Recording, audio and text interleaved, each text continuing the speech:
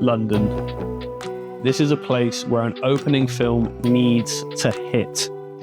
It's a statement. I was caught up in a situation, could have gone real bad. Yeah, I took a long vacation, no doubt left none of them mad. Every event I go to, I try to bring certain elements into the intro. It needs to do more than to get you hyped for what's to come. It needs to tell you where we are and why we're there. And for London, I had an idea. I've had the idea for a while. I knew it needed to be London, so I was just waiting for the right time to actually make the film. And the idea in itself is pretty straightforward. I feel like CS and London sort of go hand in hand. If Fortnite is like Vegas, where it's flashy lights and anything it can do to grab your attention, League is like LA. It's entertainment and narrative. But Counter-Strike it's grey and it doesn't hold your hand. So I needed to make something that was inherently CS, but unmistakably London. And when I started, I didn't exactly know how the whole thing was going to come together, but I know I wanted it to start with talking about London and it being cold and relentless. What London is like, what England's like. This is where conquerors are born, and this is where kings are made. And then it would end with Messi on a throne. Seeing as he's the most successful UK player that ever has been, and he's on the world's #1 team, it felt kind of like it just worked. So there was a few things I wanted to try out with this film. I didn't want it to feel like a hype piece. Like there's place for hype. There's place in the match intros for hype or for recaps. But for this, I wanted to just slow it down. More like a Counter-Strike poem.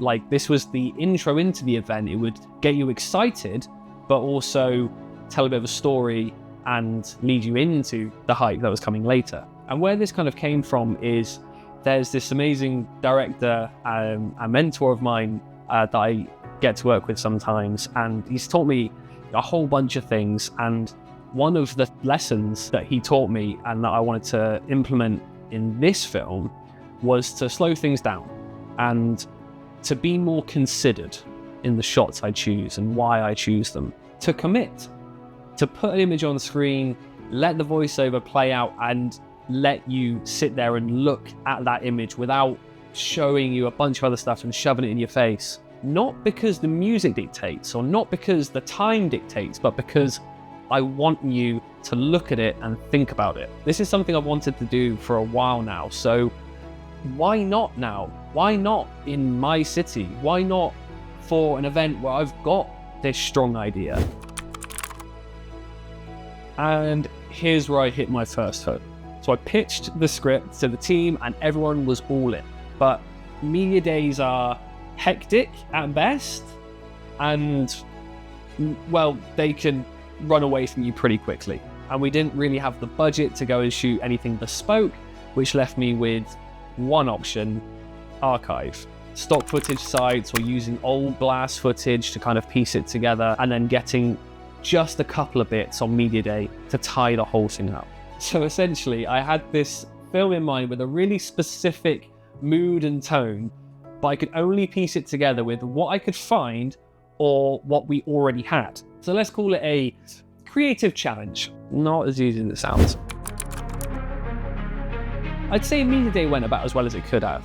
I had an excellent team around me to help me bring this whole thing together. And things like this only go smoothly when you have a team around you that you can trust. And so far, things were looking pretty good. Players read their lines, in, out, everyone's happy. But now media day's over, I have less than 24 hours to piece this whole thing together and shape it into the film it's supposed to be. No pressure. One of the difficulties with these things is inherently the fact that media day happens right before the event. And in this case, literally the day before. Media day finishes around about 5 or 6, and the event goes live the following day at about 1 p.m. And we need to have the film ready by then. So the good news is, by this point, we pretty much had a film ready to go. We just needed to place the players in and get the pacing right. So as soon as media day was done, I went straight to the edit room and sat down with my editor, Isaac, and we just sat there and just started working for hours, tweaking. We put the players in, then it's a case of, did this player say that line better, or did that player say something better, What do we think of this? What do we think of that? Should this be tighter? Should that be longer? And those small tweaks can actually take quite a while to do, and it was getting pretty late. We were so nearly there, but there was just a couple of little things I wanted to tweak up myself, rather than just constantly explaining, oh, trim this there, trim that there. I just jumped in myself. And then finally, just as we were about to be kicked out of the venue, we got it over the line. It's cold here. Wet. Grey. Relentless. The grind never stops. No one hands you the crown. You fight, you bleed, you fail. And then you go again. Built from hard days and harder nights. You want respect here? You have to earn it. Every round, every clutch, every kill.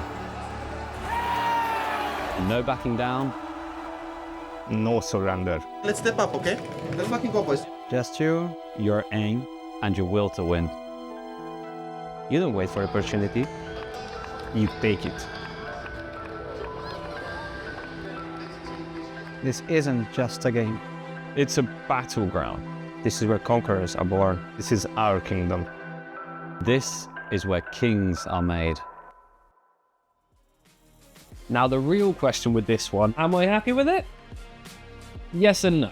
This is the second time I'd made an opener, and I had more time, I had a stronger idea, but something still just didn't feel quite right. But that's all part of the process. I gave it a go, I tried something new, I learned a ton, and that's what it's all about, making yourself a little bit better every time.